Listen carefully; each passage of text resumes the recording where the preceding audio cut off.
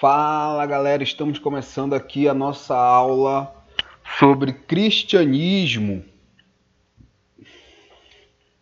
Sou o professor Newton Filho, professor da Rede Pública de Ensino do Estado do Pará, e essa aula foi planejada, foi programada para o 6º ano. E ao final da aula vocês podem ir na descrição do vídeo. Vai ter um link aí com um formulário, umas questões para vocês responderem, para poderem interagir com a gente, tá? Então vamos falar sobre o cristianismo. Primeiramente, vamos logo colocar algumas situações. O cristianismo, ele é uma religião que, quando nós falamos sobre ele, nós pisamos num terreno delicado, né? Porque a maioria das pessoas na nossa sociedade são cristãs. E quando você fala de religião, você precisa compreender uma coisa, que existem várias formas de se ver a mesma religião. E quando nós estamos estudando pelo ponto de vista científico, né? Nosso objetivo é fazer uma análise científica da religião enquanto fenômeno social, tá? Enquanto fenômeno social que tem uma grande importância na vida das pessoas, enquanto indivíduo e enquanto grupo, né? O pessoal pode até dizer, eu não sou cristão, mas possivelmente a vida dela é influenciada pela religião cristã, né? Nós no Brasil somos um país, somos uma nação onde temos várias religiões, né? As mais diferentes possíveis, convivendo, e é importantíssimo que na nossa formação enquanto cidadãos nós conheçamos um pouco, pelo menos, dessas várias religiões. Também vale ressaltar que não estamos aqui para converter ninguém, nem para tentar indicar qualquer pensamento ou direcionamento religioso, tá? Estamos aqui para estudar. Bom, vamos lá. Então, já colocando aqui a imagem, né, a ideia que nós temos de Jesus, tá? Jesus, o Cristo, na língua original Yeshua, Meshiá, né, o Messias. Então, Jesus não sabemos como ele foi. Alguns cientistas buscaram fazer essa imagem mais realista de como Jesus teria sido. Na verdade, a imagem baseada de como teria sido um homem na época dele, né, que tenha vivido uma realidade como ele viveu de trabalho, de trabalhos pesados, exposição ao sol, tá? Mas o que interessa para nós é o Jesus mitológico. O que interessa para o nosso estudo é o Jesus mitológico, nessa imagem. Nós temos a primeira imagem, até fazer um comentário, foi tirada do personagem Jesus do filme A Paixão de Cristo, né, do diretor Mel Gibson, um filme muito bom, na minha opinião muito bom, gerou polêmicas na época, mas eu recomendo que assistam. Até é interessante você ver que é um filme que a língua foi o hebraico e o latim, né, que era a língua falada pelo povo hebreu e pelo povo romano que dominava Jerusalém na época. E vamos partir desse gancho para fazer o seguinte pensamento, a seguinte reflexão.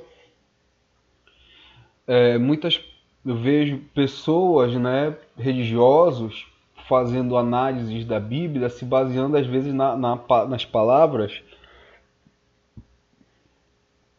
do latim e do grego, né, que foram as primeiras línguas que a Bíblia foi escrita. Quando fala Bíblia, o Novo Testamento, tá?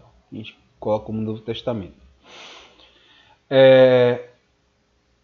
Só que é necessário você levar em consideração o seguinte: foram a primeira língua que foram escritas, mas a história se passa um meio hebreu, tá? Numa realidade do Oriente Médio. O cristianismo surge ali no Oriente Médio, na região da Palestina, certo? Então, a forma de pensar, a forma de se expressar vem desse povo, né? E isso muda muito. Quem trabalha nessa área dos estudos sociais sabe que a fala, a tradição muda muito de povo para povo, tá? Então, quando a gente fala que nós nos interessamos em estudar o Jesus mitológico, né? Essa imagem que se faz de Jesus, por que mitológico? O mito é a história fantástica que dá base à religião. Então, sempre tem alunos que falam assim, mas Jesus existiu, tem provas históricas, tem documentos que ele realmente existiu. Com certeza, né? Existem escritos que apontam que ele realmente tem existido, né?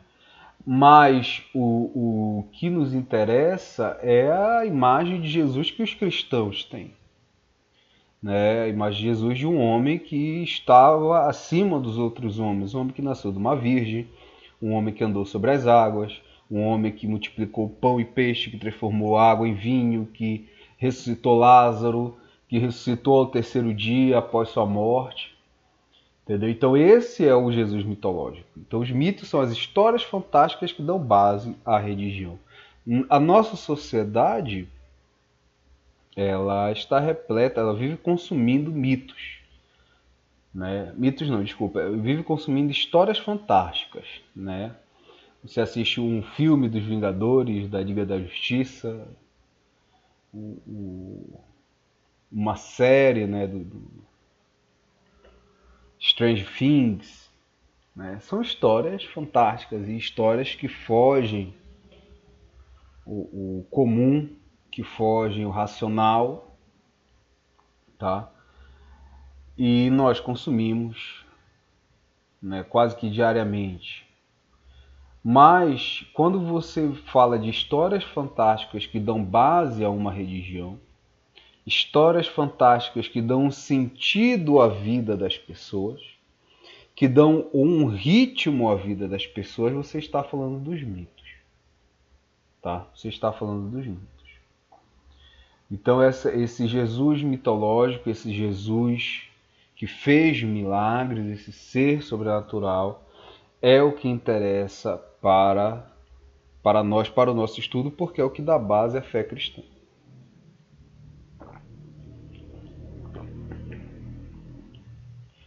O cristianismo aí surge no Oriente Médio e no início ele vai se espalhar, né? Ele surge entre os judeus, entre os hebreus, no caso. Ele era um grupo, uma seita, né? Seita é aquele grupo destacado dentro da religião, aquele grupo diferente. Ele era uma seita hebraica, né? Até o próprio Jesus, nos textos bíblicos, né? Você vê uma fala de Jesus dizendo, olha, eu vim para os meus, mas os meus não me quiseram, né? Como se ele dissesse, olha, eu vim mesmo para os judeus, mas os judeus não me quiseram, não gostaram da minha doutrina, então eu vou para o mundo agora.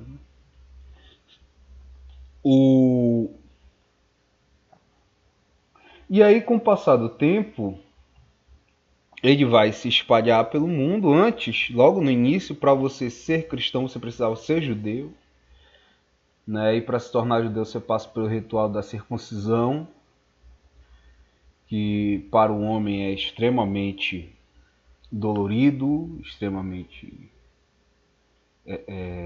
doloso, né? E com o tempo esse ritual vai ser desobrigado, né, pelas autoridades cristãs. E aí você vai notar o afastamento do cristianismo do judaísmo, né? Aos poucos o cristianismo se torna independente, né? E aí vai se espalhar por pequenas comunidades ao redor do mundo. Aqui nós temos a imagem de um cristão etíope, tá? Você pode perceber, está aí num templo, né? Uma arte bem própria da região, né? Você vê com traços bem antigos. As comunidades da Etiópia, que foram comunidades onde algumas das primeiras comunidades cristãs, né? Que até hoje guardam tradições bem antigas do cristianismo, né? Aqui nós temos um templo na Etiópia, templo cristão. Ainda não se tinha aquele padrão do templo europeu da Idade Média, né? O cristianismo que chegou para nós aqui na América, ele é um cristianismo que veio da Europa, né? Tradições europeias. Mas já vamos chegar nesse ponto aqui. Mais uma imagem de cristãos etíopes, tá? Tem alguns templos que ficam foram feitos dentro de cavernas, né, em montanhas, então o acesso é muito difícil, né? Mais uma imagem, você vê que a arte indica um cristianismo, né, bem próprio do local, bem típico daquela região, né? Isso porque remonta uma tradição bem antiga desde o início do cristianismo. E assim, havia várias comunidades cristãs, tá? Entre essas várias comunidades, né, o cristianismo chegou a, a Roma, chegou a Roma, né, e Roma era o centro do maior império, né, que era o Império Romano. Havia comunidade de cristãos em Roma, só que em Roma a galera não gostava dos cristãos, né? Os cristãos eram vistos como pessoas ruins, pessoas de má índole, pessoas que eram perigosas para a sociedade, tá? É até difícil de se imaginar isso, né? Porque hoje se associa a pessoa cristã a uma pessoa correta, mas em Roma não, por alguns motivos, né? Eles acreditavam num único Deus. Daqui a pouco a gente vai retomar essa questão do Deus cristão. Eles acreditavam num único Deus e se negavam a fazer o culto ao imperador César, né? Havia um culto ao imperador que era considerado uma divindade na Terra, né? Então eles se negavam a fazer esse culto, a prestar esse culto, e aí já se via como algo de desordem pública, né? O fato também deles não usarem imagens, serem contra os deuses e contra ao culto às imagens de divindades, né? Via-se como prejudicial porque isso poderia causar uma crise econômica, porque a venda de imagens de deuses fortalecia a economia de Roma, né? Muitas pessoas viviam disso. E aí, de repente, você para de vender as imagens dos deuses, isso vai gerar uma crise econômica. E aí, os cristãos eram vistos como pessoas más, né? Como pessoas que não acreditavam em Deus, não acreditavam nos deuses, tinham um Deus que ninguém conhecia, que era um homem que estava morto, entendeu? Então essa era a imagem que se tinha dos cristãos. E aí muitos imperadores vão levar os cristãos, né, para as arenas, para o Coliseu. Essa imagem central aí você vê cristãos sendo mortos pela sua fé, tá? Eles também crucificavam os cristãos, a crucificação que era uma execução romana, e os queimavam vivos à noite para iluminar as ruas, né? Quem fez muito isso foi o imperador Nero. As arenas eram os locais de execução dos criminosos, né? Hoje o pessoal fala bandido bom é bandido morto nesses programas policiais da tarde, né? Eu ouvia rádio quando eu era criança, eu ouvia esses programas policiais na rádio, como eles falavam isso, esse jargão.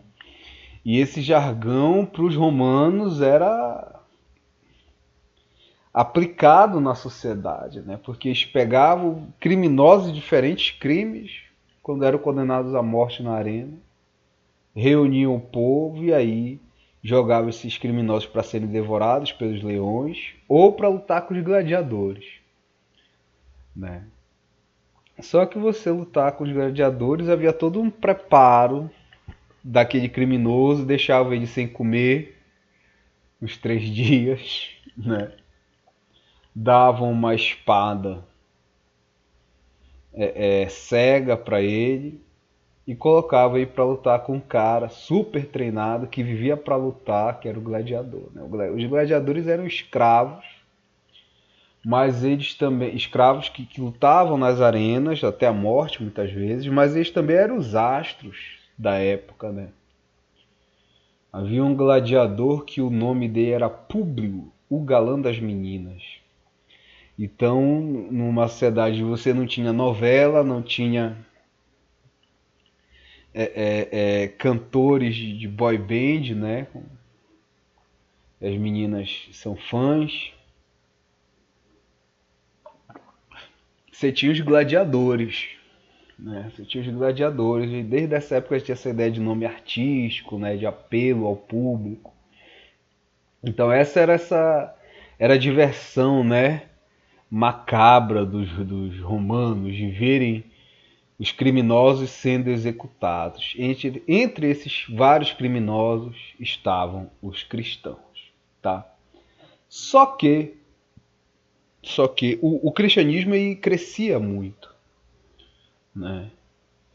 E uma das respostas de quando a gente se pergunta por que uma religião que é perseguida cresce tanto, né? É o fato de como era colocado, né, que todos são iguais, né, no cristianismo. Então eu percebo que na história as religiões que surgiram com esse discurso de igualdade social, elas normalmente ganharam destaque, né, se expandiram muito pelo mundo. E o cristianismo foi uma, né? De ideia de salvação, ideia de que quando você morrer você vai para o paraíso, de que você vai ser recompensado numa vida após essa, que muitas religiões não tinham essa ideia, né, de recompensa na vida após morte, entendeu? Não tinham. Então talvez isso tenha atraído muito o pensamento das pessoas para o cristianismo no seu início. E aí vai surgir o imperador Constantino, e vai começar a reinar lá por 305. Então o Constantino se cria uma imagem também bem religiosa, confessional sobre a figura desse imperador, que teria se convertido ao cristianismo, mas há outras análises que dizem que não, que na verdade ele adorava o deus Apolo e que a aproximação do Constantino dos cristãos era realmente para garantir o Império Romano, tá? Que estava sendo invadido por bárbaros, né? O Império Romano que tinha problemáticas de províncias que queriam independência, né? Queriam sair do Império. O próprio Constantino teria, né, tem essa lenda em torno do nome dele, que ele teria tido uma visão da letra P e X. Não é um P e um X, é do latim. Eu não sei, viu, gente? Não sei. Não estudei latim. Mas seriam as duas primeiras letras do nome de Jesus Cristo em latim. Em latim, grego. Eu não sei. É o nome de Jesus aí, tá? Eu também não vou parar para ver isso agora. Então ele teria tido essa visão e daí veio o símbolo dele enquanto imperador, né? Esses seriam o nome de Jesus, as duas primeiras letras de Jesus Cristo, tá? Mas, pois é, ele teria tido essa visão antes de uma batalha, né? Na Grécia. E a partir daí teria se aproximado dos cristãos. Mas uma visão mais histórica, mais racional, considera que ele precisava do apoio dos cristãos, que eram um grande número em Roma, né? E aí, né, ele vai chamar a galera, vamos se juntar, vamos se entender, né? Não é o momento de ficar perseguindo os cristãos. Vocês me apoiam aí nas invasões bárbaras, vocês me apoiam para eu manter o império. E a gente vai parar de perseguir vocês, vocês vão ter o espaço, né? E aí em 306, ou foi 335, foi durante o Império, foi nesse período aí, durante o Império do Constantino, vai ter o Conselho de Nicéia, tá? Vai ter o Conselho de Nicéia, e era um conselho que originalmente era para decidir o dia da Páscoa. E aí o conselho falou, olha, bora aproveitar, tá aqui. Deixa eu ver.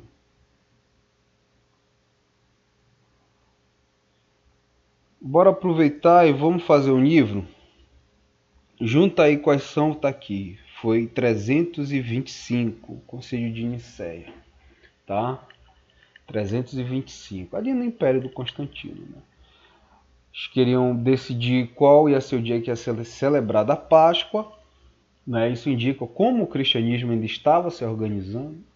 E aí o Constantino fala assim, olha, bora fazer um livro, uma referência dos livros cristãos, porque havia vários. Havia vários livros que eram referência para os cristãos.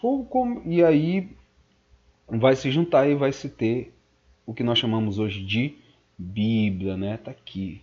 A Santa Bíblia, a Bíblia Sagrada. Os apóstolos, eles não tinham tanto essa preocupação de fazer um livro, tá? Eles não tinham essa preocupação de fazer um livro sagrado, como havia os livros no judaísmo, tá? Eles não tinham essa preocupação por quê? Acredite-se que essa é a ideia, olha, Jesus vai voltar.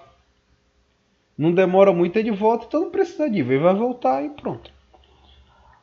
E vai surgir essa ânsia com Constantino, né? De se ter. Então havia vários livros de referência do cristianismo, existiam livros que eram muito famosos, que não entraram na Bíblia.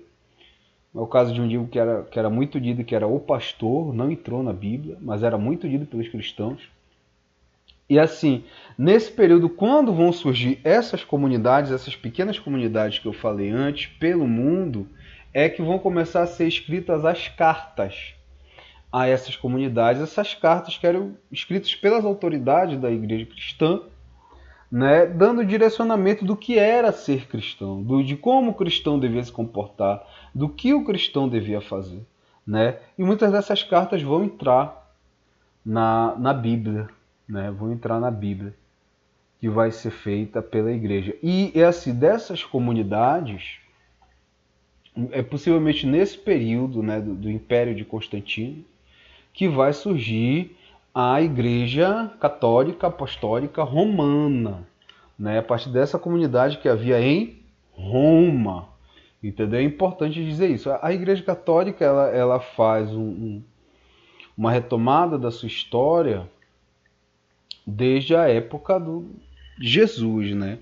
A autoridade maior da Igreja Católica é o Papa, e a Igreja Católica defende a ideia de que Pedro teria sido o primeiro Papa.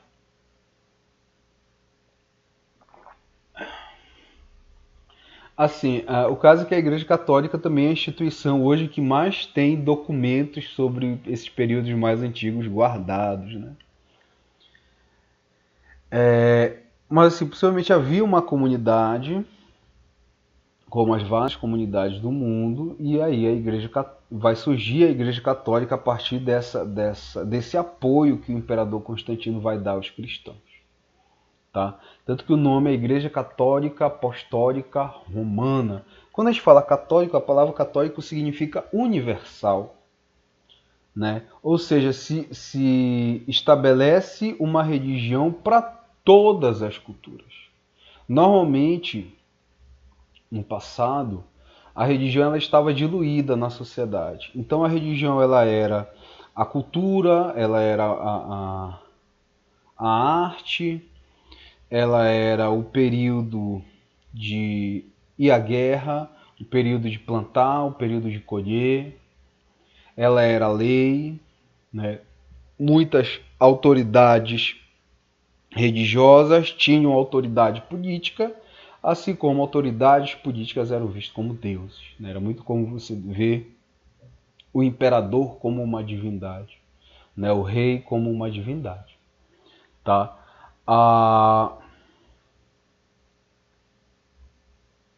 E aí, quando você fala de igreja católica, você fala de uma proposta de uma religião para todas as culturas.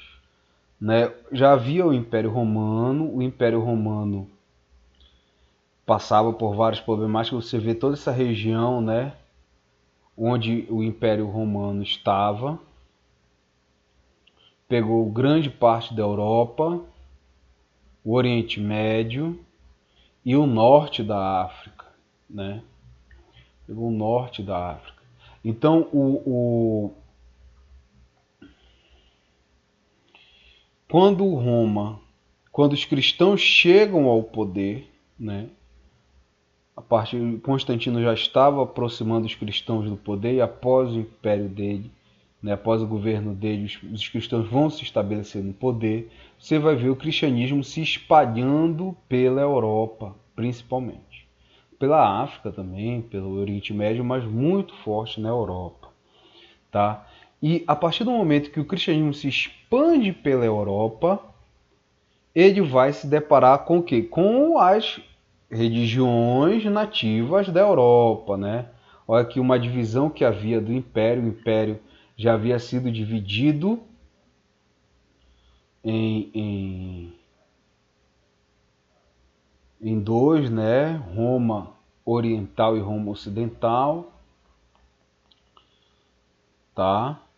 Essa divisão depois a gente vai retomar em outra aula, quando o surgimento da primeira divisão da Igreja Cristã em 504. Tá? Então, quando eles se deparam com os deuses que havia na Europa, né, deuses que muitas vezes eram deuses que tinham chifre, como o deus cornífero, né, dos celtas, e era um deus que tinha chifres de cervo, né? Eles vão se deparar com esses deuses e vão dizer, olha, isso aí é um demônio. Esse ser aí, esse deus cornífero, ele é o demônio. Né? Vão se deparar com deuses como na Grécia você tinha o deus que era muito cultuado, né? Que era o deus dos mares, era Netuno em Roma, e na Grécia era Poseidon. Né? Então Deus Poseidon, que tinha um tridente, né? Vão dizer, olha, isso aí é o demônio. Tá? E aí vai começar a se construir. E outros deuses também tinham essa ideia de que tinha um chifre, porque o chifre ele era um símbolo de poder. Tá? No mundo antigo, o chifre simbolizava o poder, simbolizava a força. Né? Entendeu? E aí eles vão olhar para esses deuses e vão dizer, olha, são demônios, são falsos deuses, são seres do mal. Existem, mas eles fazem o mal, eles são do mal. E aí vai ser construída a imagem do demônio, né? Esse ser com pés de bode, tridente, chifre. Tanto que se você virar a Bíblia de cabeça para baixo, você não vê uma descrição dessa do demônio. Na verdade, pouco se lê sobre o demônio na Bíblia. Porque bem no começo, no judaísmo, não se tinha essa ideia de demônio. Tá?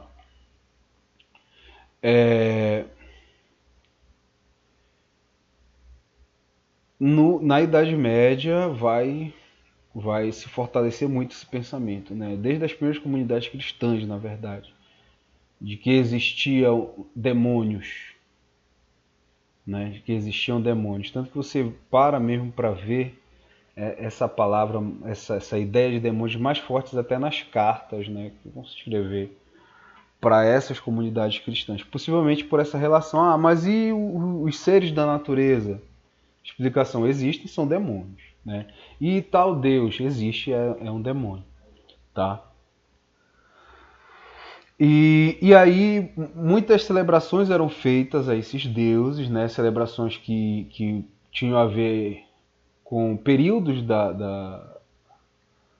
climáticos também. E essas celebrações vão ser substituídas por celebrações cristãs. Né? Daí você vê o Natal, né? O Natal tem uma data certa, e os símbolos associados ao Natal, o pinheiro, as bolinhas de Natal, neve, não tem nada a ver com o nascimento real de Jesus, porque Jesus nasceu no Oriente Médio, né, na região da Palestina, onde eu acredito que não neve lá, né, uma região desértica. Por que isso? Porque era uma celebração das antigas religiões da Europa que foi substituída por uma celebração cristã. A mesma coisa você vai ver na Páscoa. A Páscoa, que originalmente era um culto à deusa Ester,